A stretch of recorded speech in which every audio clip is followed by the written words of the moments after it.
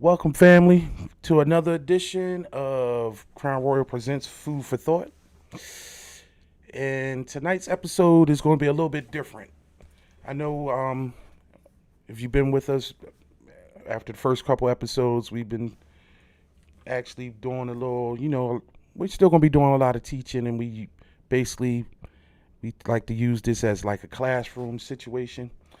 But the topic of tonight is the art of voter suppression. And this is very important, and it's very truly near and dear to my heart. So let's not actually think about this tonight as being like a classroom. I want to actually bring this back to the cookout, or in the basement you having conversations with the family and you just discussing what's going on in the world. You know how, like, for instance, for me, when I was a teenager, me and my four cousins would sit around in the basement and just talk about politics while we actually played like chess and played cards. Now you're probably saying chess, right? We played chess, and I know, especially, a lot of times black people don't really know how to play chess. We play checkers. But chess was actually interesting to me because it taught me how to think. And actually, when I got into learning about policies and politics, I figured out that a lot of people that's in politics is real similes to playing chess.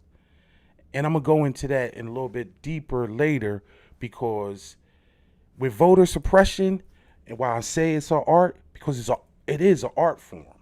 It's something that's actually been thought out and actually been maneuvered so whereas though you get disenfranchised, or you get to the point where as though you feel as though your vote doesn't count. And I understand why, because the system makes it that way. It's a system in place to make you feel as though your vote doesn't count. And why should I stand in these lines? Why should I take off from work? Or why should I mail this ballot back in? Nothing's going to change. That's what they want you to believe.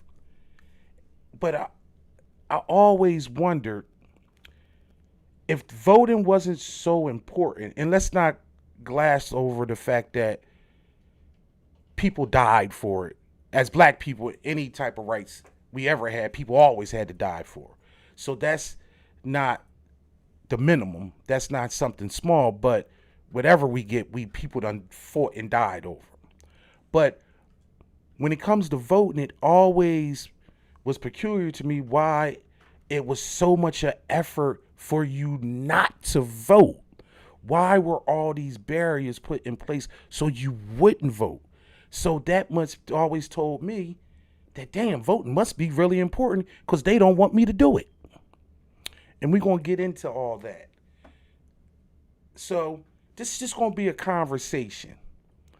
And I'm going to be a little bit erratic, probably, and a little bit high strung with certain things. So bear with me. But once I get through this, it's all going to come together and we'll understand. So, what is voter suppression? Voter suppression is in many different forms. But let's go back to the beginning. When did we get the right to vote? Did we get the right to vote when America was formed? No. Did we get the right to vote when the 13th Amendment was ratified, and the 14th Amendment and the 15th Amendment? Technically, yes, but that was only for black men. Because we also got to remember that even all women of all races and creeds weren't allowed to vote until 1920. And that was the 19th Amendment. But literally, actually, with Jim Crow being put in place and these laws not actually being rolled back, we actually didn't get the true right to vote until the Voter Rights Act in 1965. And when I say we, I mean we as all of us. Let's not, I'm talking about immigrants, I'm talking about Hispanics, I'm talking about Asian people. People always think that the it was the black civil rights movement. But when we have to identify that when black people get rights, that means all minorities get rights. And a lot of times we get that twisted into thinking it's just a black and white issue. And I'm here to tell you it's not. Because for instance, Native Americans, people, indigenous people who were always here, when those little boats came and they discovered this plot of land, it was people here.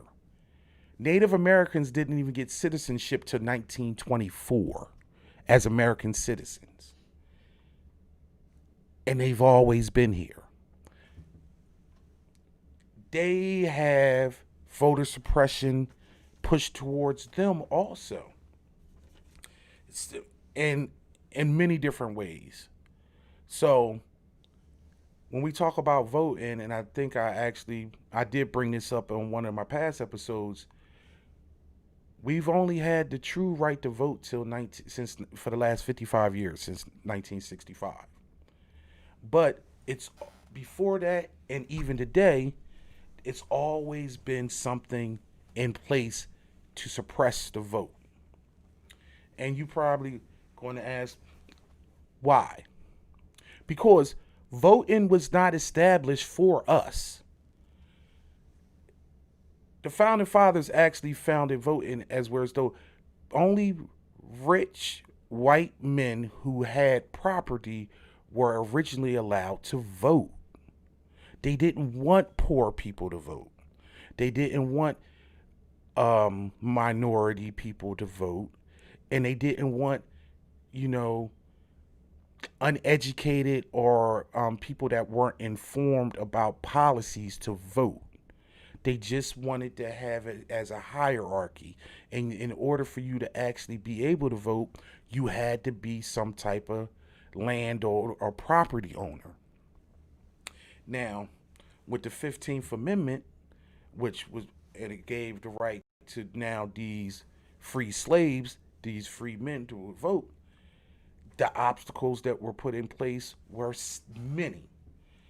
And it can start by, like, for instance, Grover Cleveland, who was the 22nd and the 24th president, only president ever to actually be run, be elected on two separate terms.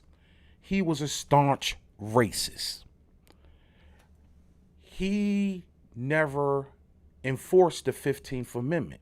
And you saying, what do you mean enforce the 15th Amendment? If we remember later in history, when with the Brown and Board of Education, when they desegregated schools,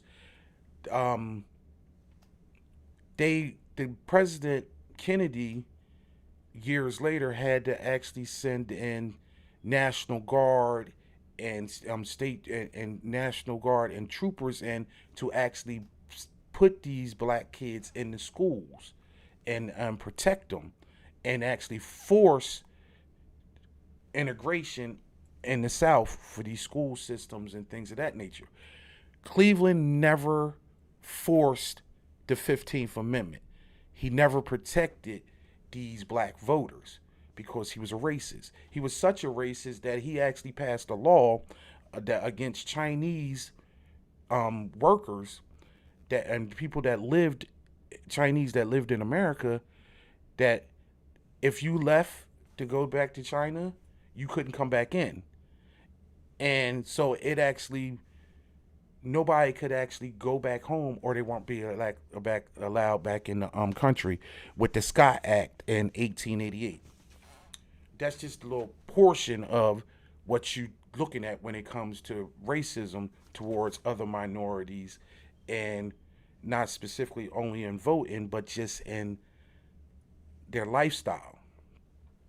Now, one of the things that I want you to actually, if you get a chance, is a movie that's coming out, um, and you can look for it.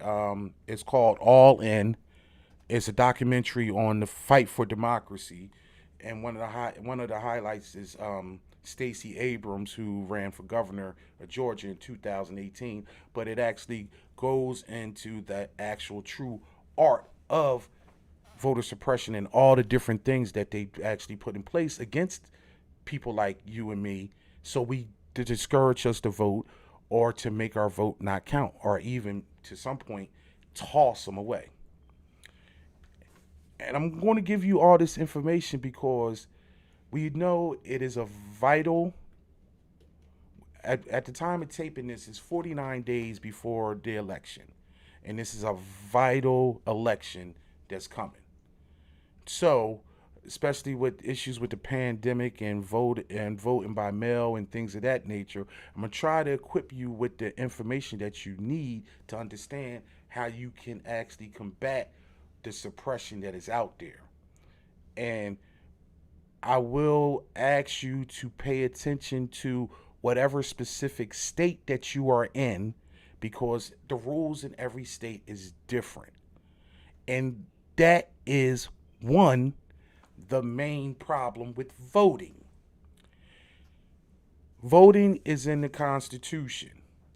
It's a federal thing. But what they screwed up with from the original is they put all the states in charge of voting. There is no federal voting system. It's no federal mandate. So each state makes up its own rules. We probably remember the shenanigans in 2000 with the floating chads in Florida and is this a vote for who or this what? You got some people that use daggone handwritten ballots or machines, or some people have touch screens. It's crazy. You have 50 states that have 50 different rules about how to count your vote. I digress on that because that's not going to change unless you get some type of constitutional amendment and actually have a complete system of one-way voting. But it's really not possible because especially in rural areas with connections with computers and things like that, it's just horrible. And this is 2020, and we're supposed to be the most advanced nation in the world, and we can't get the vote right.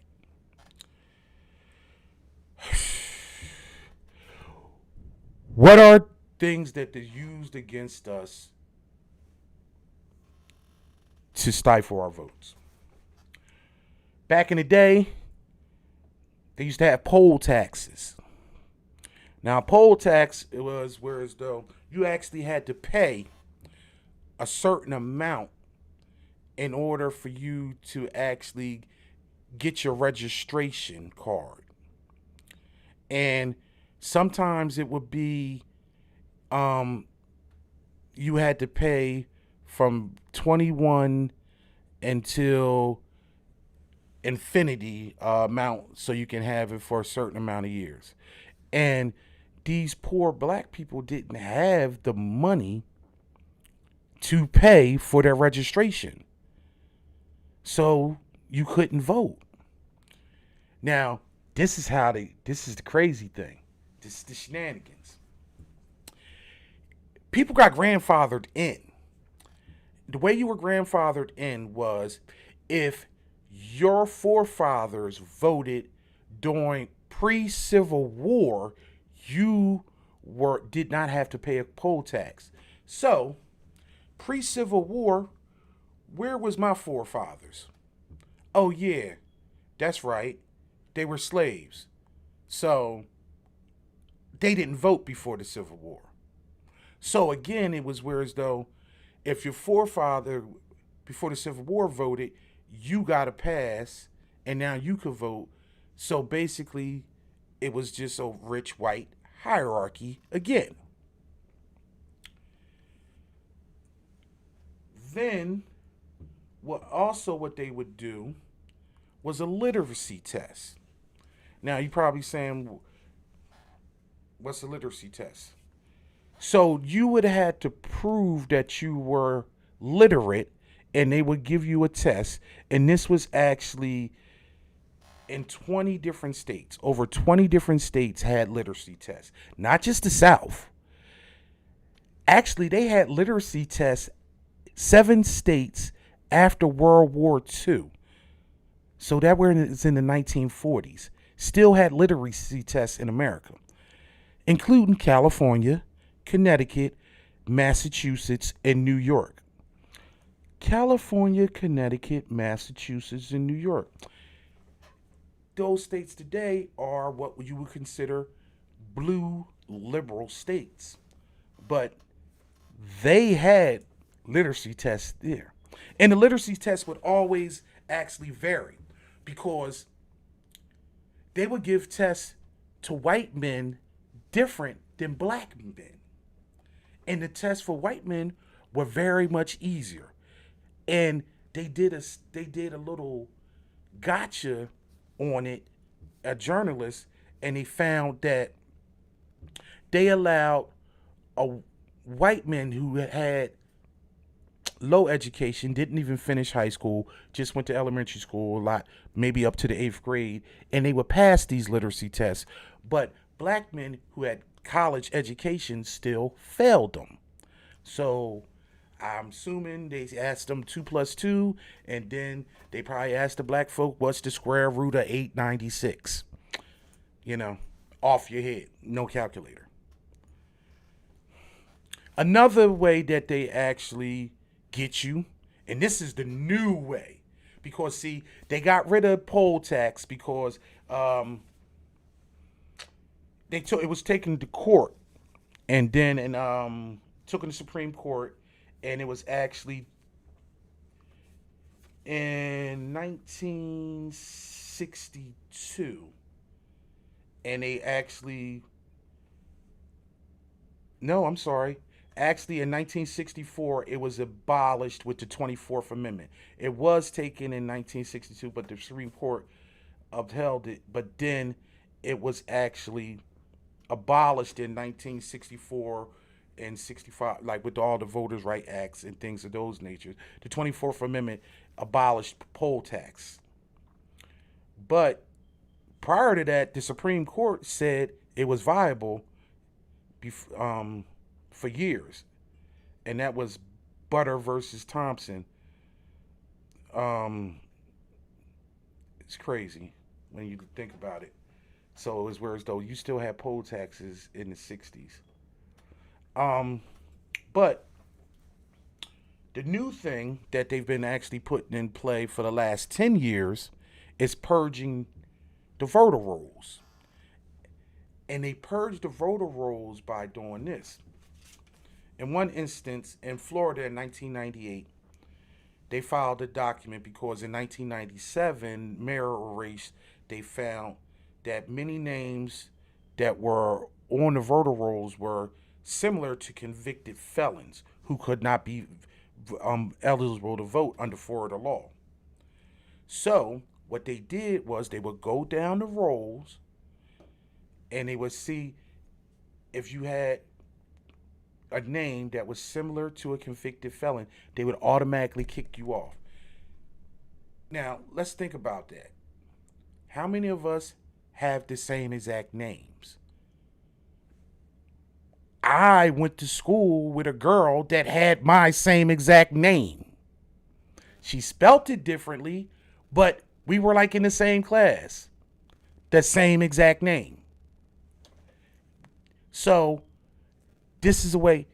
And a lot of times what they do, what you don't understand is they don't tell you that they took away your registration. So you go show up to vote and they say, you're not on the list. You're screwed. Because how many of us, other than me and other people that's engaged, pay attention when you get your registration card a couple months before the election? How many of us actually know about purging, because it's in some states have passed laws. If you don't vote in 2 elections in a row, they kick you off the roll. How many of you know that we have major elections every 2 years, not just every 4 years when the president? The House of Representatives are up for every 2 years. We have local and state elections on off years. Sometimes we have elections every year on our local level that we don't know about. But they will put it as, if you haven't voted in 2 election cycles, they kick you off. And you show up and you not register. You going. You have to be strategic. You have to be smart, because these are all finite things that are put in place to suppress and push your vote away, because they harp on the fact that you are living life. You are maybe struggling day to day. Are you not engaged? I had a conversation with an Uber driver before, and I told him about my son. Was talking about kids, and I said my son was going to school, and he was a political science major. And he was like, "Oh, I don't know anything about politics. I don't. My wife's into that. She tells me who to vote for." You don't want to know how disgusted I was. This grown ass black man listens to his wife who to vote for. I ain't pissing on his marriage and his relationship, but I just think that that's just, and it goes the same way, whereas though a lot of times women, their husband tells them who to vote for. But it's like, why aren't you engaged? This is important. And this is the things that they want people to be, not engaged. Other things with purging, it's always disproportionately towards minorities and generally black people. That same purging in Florida in '98 that I was telling you about, African Americans was 88% removed from the rolls. African Americans in Florida are only 11% of the electorate, but you were 88% of the purging. 89% of the convicted felons in Florida are black. You're 11% of the electorate. What happens when you're a convicted felon? You can't vote. Let me tell you what the other shenanigans they put. Because I'm telling you like this. These people been playing 3D chess. Okay? This is all thought out. It's people in dark rooms and figuring out legislation, how to take your vote away. And they've been figuring it out for years. But when you put, several years ago, not several, I'm sorry, 2018, 2 years ago in Florida, they had a ballot initiative. So whereas though the public voted to give felons their right to vote back. If you have been convicted felon and you've been paroled and you're out, they voted that's whereas though you can get your vote back. That would have helped over 1.2 million people get the right to vote. That was passed. But the shenanigans. When Governor DeSantis was voted governor, the Republican governor, over Andrew Gilliam, who was the black man that was a Democrat that was running, he said, yeah, y'all can get y'all vote back, but this is what y'all got to do in order to do that.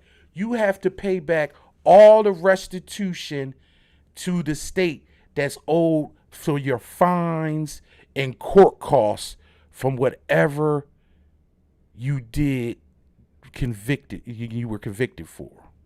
So some people would have to pay thousands of dollars in restitution. And they make payment plans for people and things like that. But just in order to get your vote back, you would actually have to pay all that restitution back.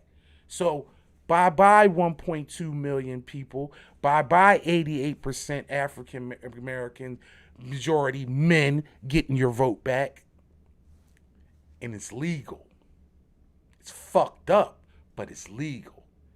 That's voter suppression. Legal voter suppression. Over the past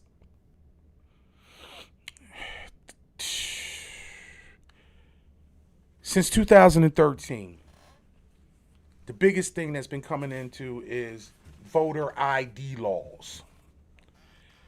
And I'm in Delaware. We have a voter ID law. You have to present your ID with your signature, and it needs to match the signature that's on your veteran voter registrations card, and they make sure that your address, your name, and all that matches. Doesn't seem like a big deal, right? And this is what people would say that are pro voter ID laws. It's not a big deal. Everybody got ID. Everybody got a driver's license or a state ID. No, they don't. No, they don't. And a lot of people can't get them. What about your 86-year-old grandmother? She ain't driving. She might got that old work ID, or she ain't drove in years. She don't got no state ID, and she might not have the paperwork to get it, especially in rural areas. Cause I'm originally from New Jersey, and they do the same thing in Delaware, and they might do the same thing in your state. You need 6 points. You need your birth certificate. You need a social security card. You need a letter.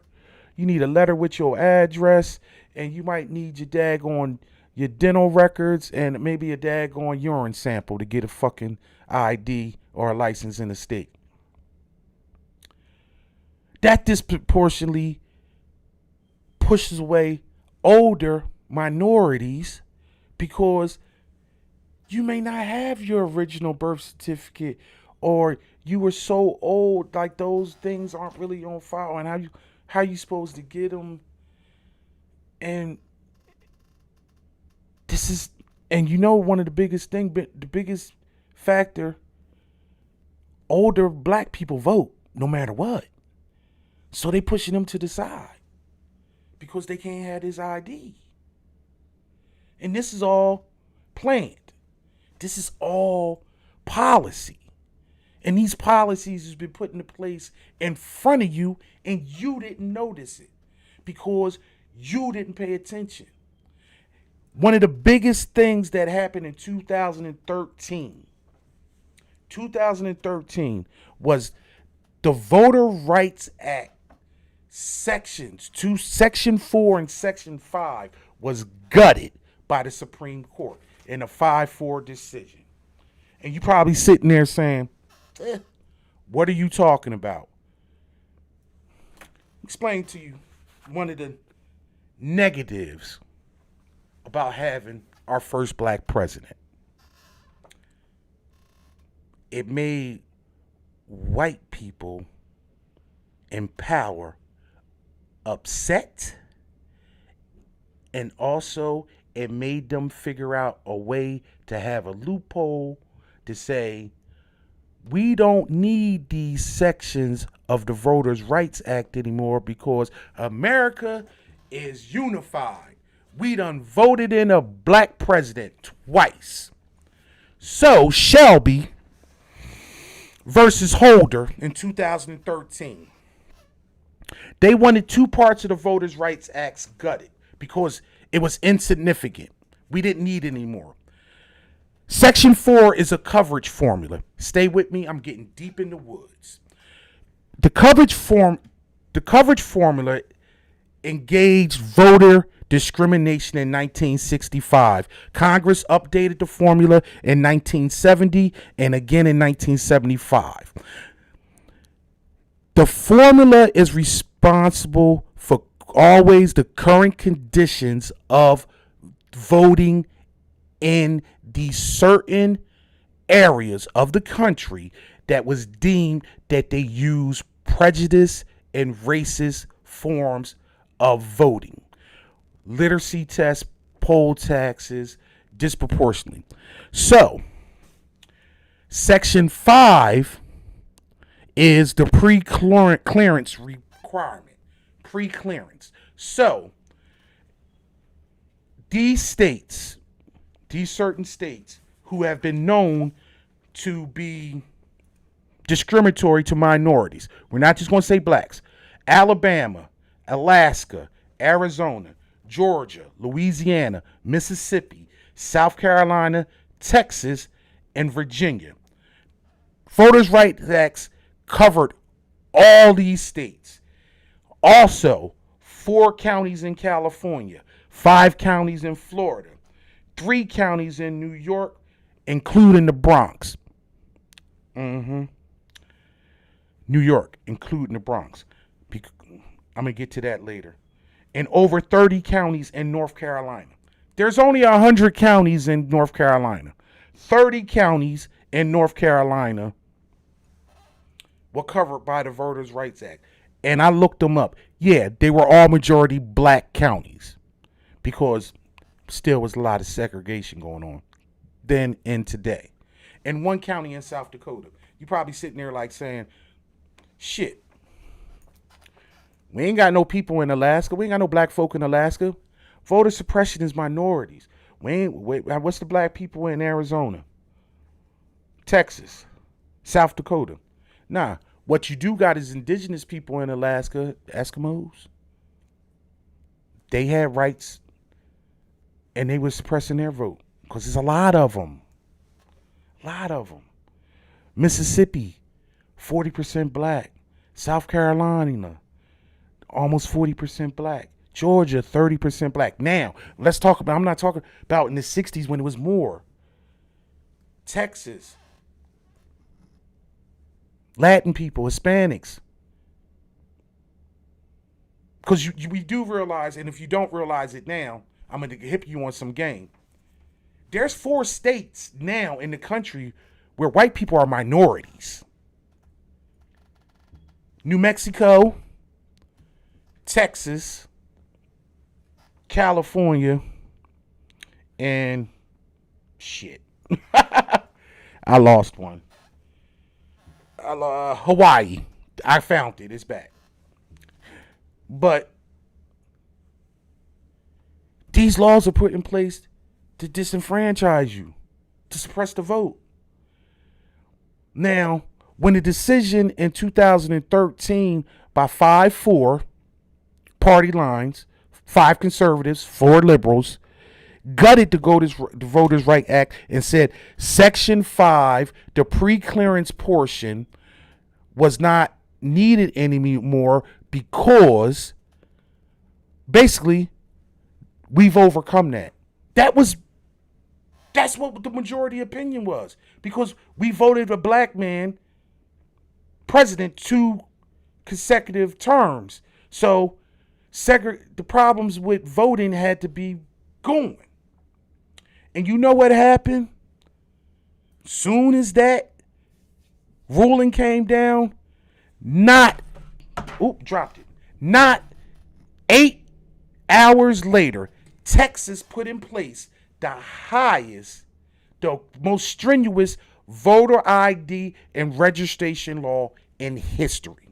You don't just gotta have a valid ID.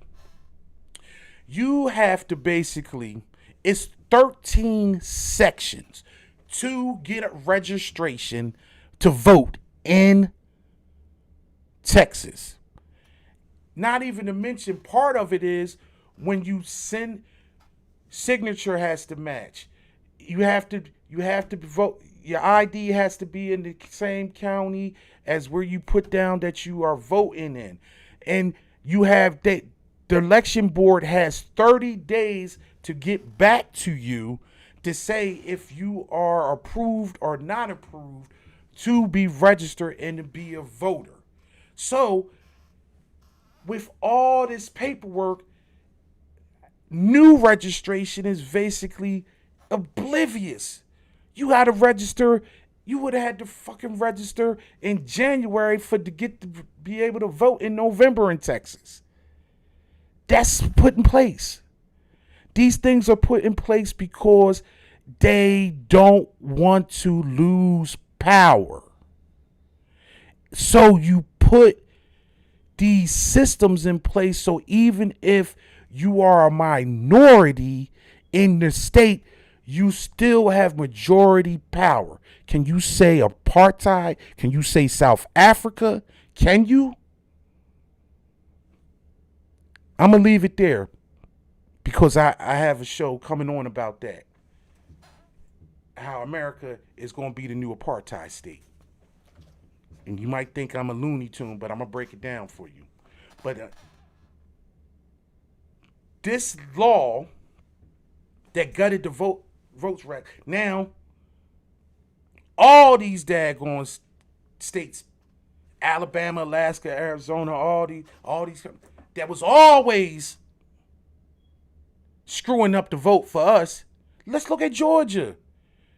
Even if you're immune to politics, you know what all the shenanigans that went down in 2018 with the Kemp and Stacey Abrams governor's race, when people were in lines, over 50,000 voters, mostly 70% blacks, votes was just thrown out. How people was thrown off or purged off the rolls because 3D chess. Kemp was the Secretary of State. He was the fucking referee for the fight. How you going to win a fight when you fighting your opponent and your opponent's the referee too? He stayed in office as the Secretary of State who oversees all elections, who oversees closing polling places, majority in the black communities, and moving polling places without actually giving ample time to people to know that you had a new polling place. Shit, my polling place moved, right? Election's today for the primary.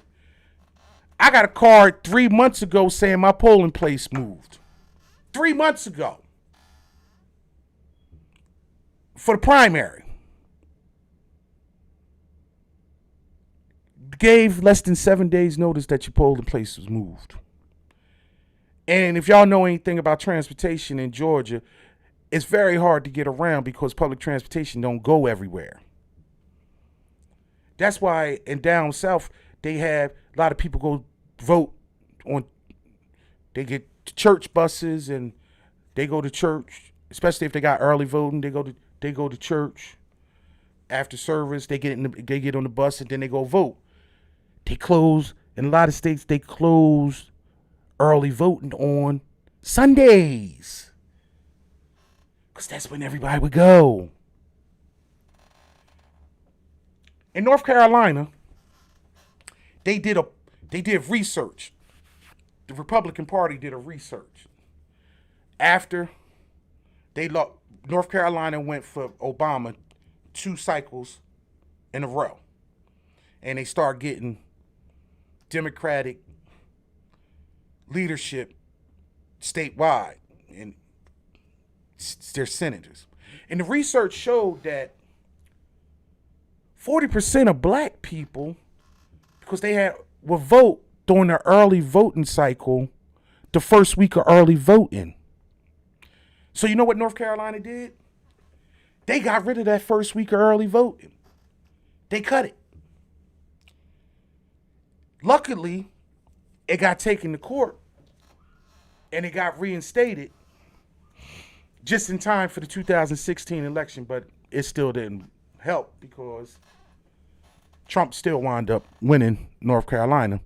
But he only won by 173,000 votes. But what happened there? Because they did still got rid of Sundays. And that's where a lot of people, especially the older people, will vote right after church. What we doing now? What they doing now? We talking about it's a pandemic. We're talking about voting by mail. They make you seem like voting by mail is fraudulent and it can be tampered with. It's bullshit. It's not possible. If you vote illegally, it's so easy to find out. This is not a Republican or Democrat thing. This is an American thing, voting. But I'm be honest, Republican Party on Tuesday when it's time to vote, shit, they pray for rain. They pray that you can get a bus to the polls. They pray you can get that half-hour break from work and run and go back and vote. They want that because, and I'm just talking about numbers. The Republican Party is the party that wants to suppress the vote. All the legislation that comes from suppression comes from the Republican Party. The Democratic Party wants to turn out. They want everybody to vote as many votes as possible. Each one of those, and let me explain to you about the Democratic Party.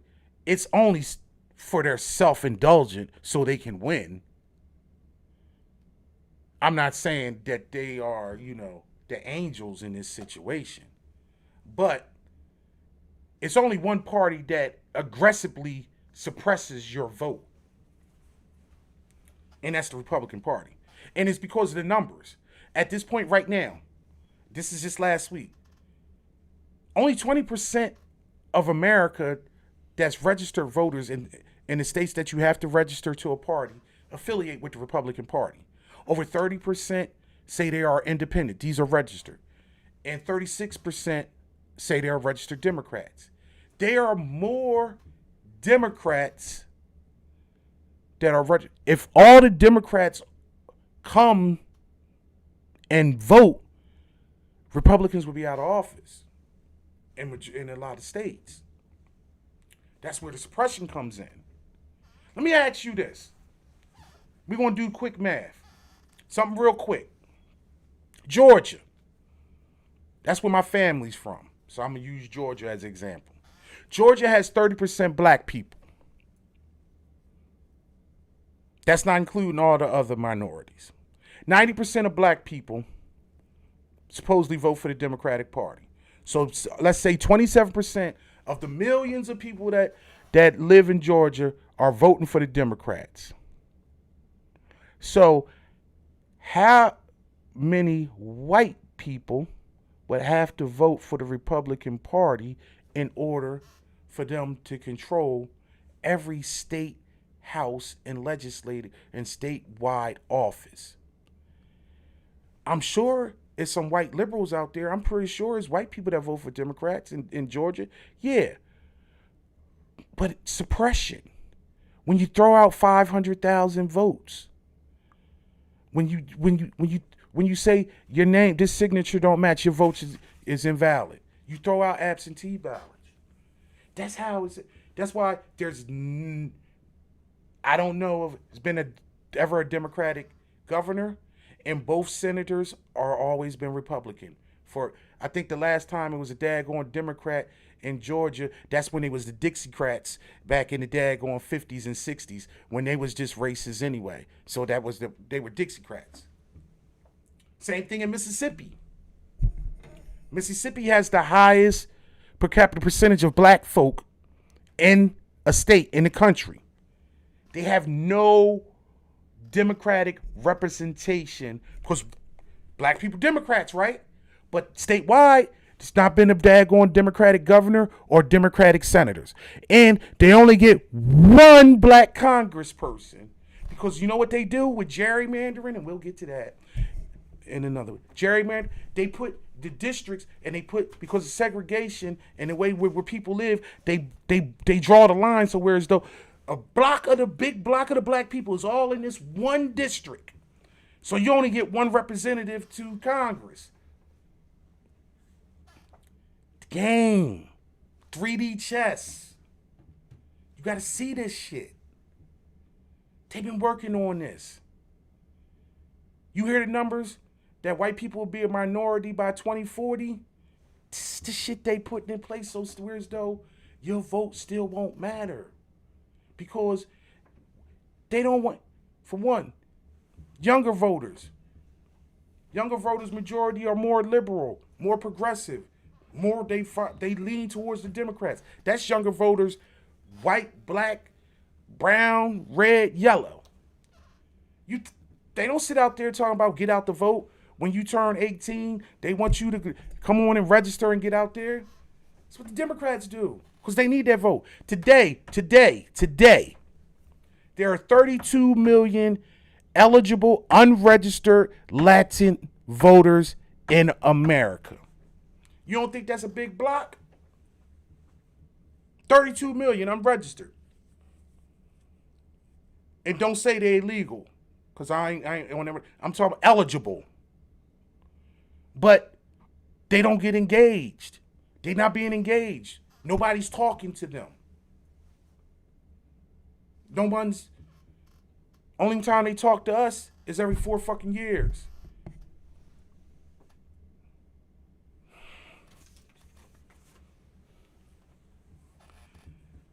Obviously, I done started my soapbox and didn't say it. But we're going to get to the whole 3D chess thing. For people that don't know how to play chess, I'm going to give you a little quick tutorial and actually explain it to you and bring it back to actually voting. In chess, you have 5 pieces. You got the king, is the powerful thing. The queen is actually the most powerful piece on the board. It can move in any direction and move any spaces. You got a rook, a knight, and a pawn. The pawn is the lowest thing in chess. They're the most pieces of your set, but they're the weakest one. In this scenario, you, the uneducated voter, or the oblivious voter, is the pawn. The electorate, the people in power, are the king. Everybody on that chessboard is around to protect the king, so the king doesn't fall. Often you have your queen, your most powerful piece, to stay back to protect the king. You don't bring that one out. You sacrifice the pawn. In this scenario, when it comes to voting, you are being sacrificed because you are the many. You are a block of voters that actually determine elections. When election is split 50-50 between white folk, your voter block puts whoever you put your support behind over. They've run the math. If 90% of y'all are going to vote for the Democrats, we need to put something in place to make sure your votes don't count. They want you to be oblivious. They want you not to know where the election day is. They want you not to actually register and actually put it down to your children that is important to register and to go vote. For me, voting was passed down to my family. I had grandparents from the South that left Jim Crow. I remember my grandmother proudly smiling every time, getting dressed, and have my grandfather drive her up and they go vote. And she was happy because she was a black woman and she got to vote and she seen Jim Crow. So I know from day one When I was 18, I registered. I always talk to my children about voting. I talk to anybody young that look like me. You register? Did you vote? Well, what do we vote? Get out of that. Get out of that mindset. That's what they want. Anything that somebody is stopping you from doing, 9 times out of 10, is fucking important. Especially when it's a right.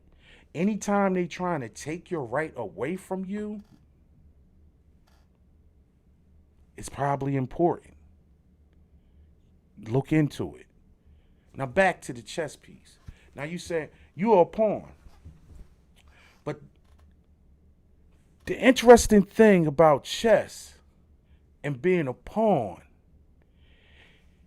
if you maneuver yourself from your side of the board and you get to the end, to the other side, like in checkers, when you got to the end, you would say king me, and then you got a king. Same thing in chess. If you're a pawn, if you make all these moves and you fight through all these different shenanigans that they put in front of you, the literacy test, go on.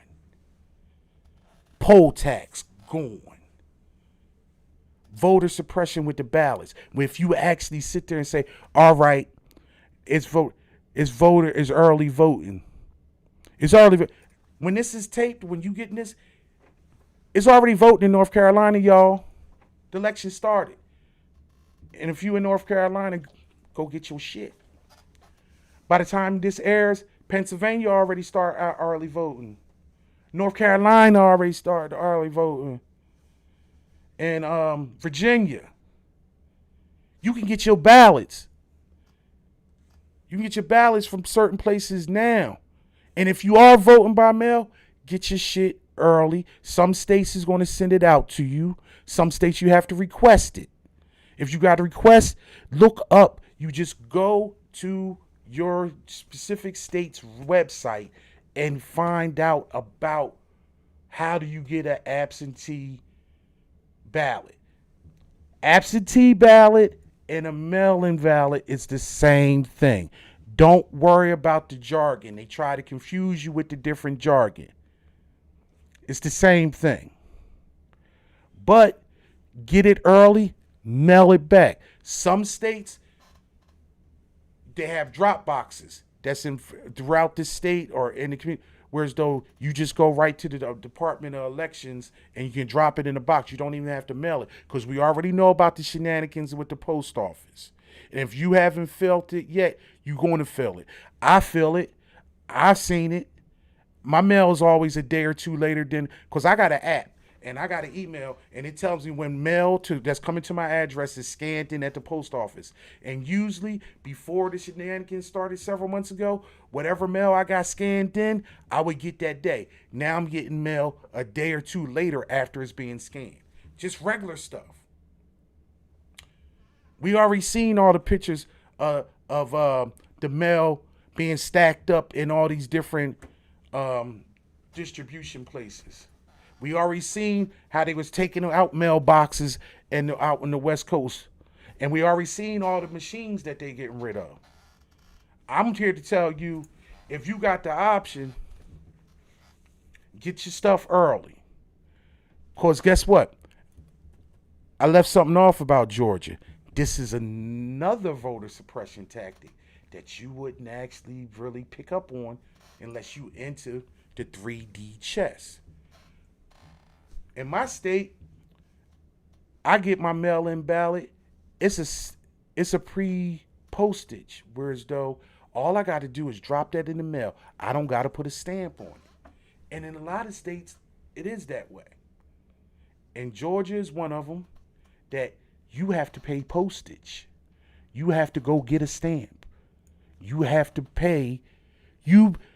They're trying to, the ACLU is actually trying to get this thrown out now because by using a postage stamp where you paying whatever 55, 60 cents, whatever it is, That's literally a poll tax. You're paying to vote. While you having to purchase a stamp, you're paying to vote. But that's suppression. That's covert. It's not in your face. You wouldn't even actually see it. Other ways that they doing it is weird though, and it's in Republican run states with Republican Secretary of States. They're not expanding the times that you can actually get your ballots back in. In some states, it's laws like in Pennsylvania, and people probably are that was watching this live in Pennsylvania, Ohio too. They're not allowed to open a ballot until election night. They can have all these ballots sitting there that have been mailed in for weeks, and they don't start counting until election night. That's a law that could be changed, whereas though they can open and count those ballots and already have that so it can actually help. I know the Secretary of State and the Attorney General in Pennsylvania was trying to change that. But get on it, people. Don't allow anyone to take away your right to vote. And I'm going to say this one point that might be controversial, and I don't care. If you're a black person, hi black people, if you're a black person and you belong to the Republican Party and you stand by and allow voter suppression, then you are a traitor to your people and to democracy,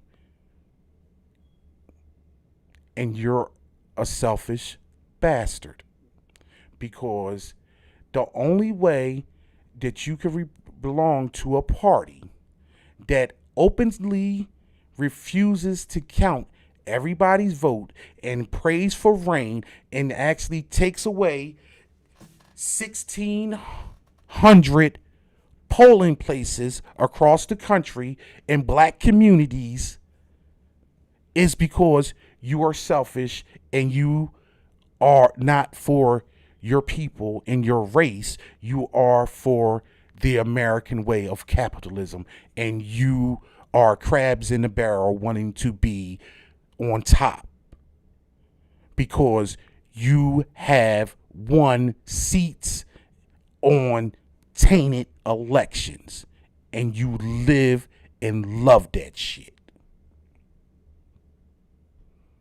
I can't respect anyone that can be that whole public office and knowingly and see what's been going on and how people have been thrown off the rolls and it's been shenanigans, and you get a comeuppance from that.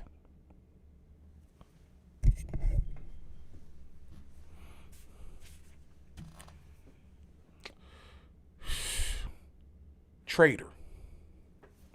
And I would say other things, but try to make this a family program. In hindsight, to bring it all back in,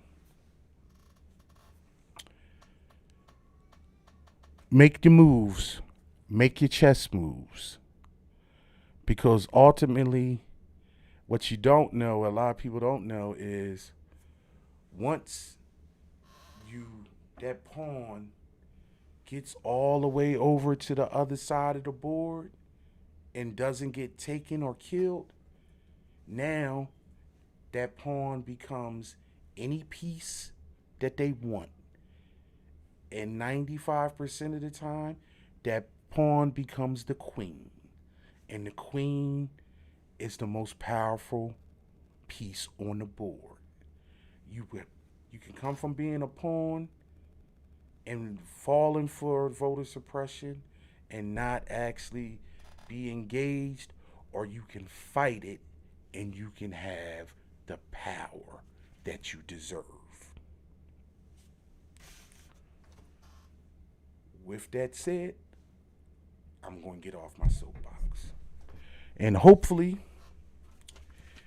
You take this and you actually figure out your plan. Google your state. If you're not registered, see when the registration date is up to. Get registered. If you if you can't mail in a ballot, mask up. Get out there, because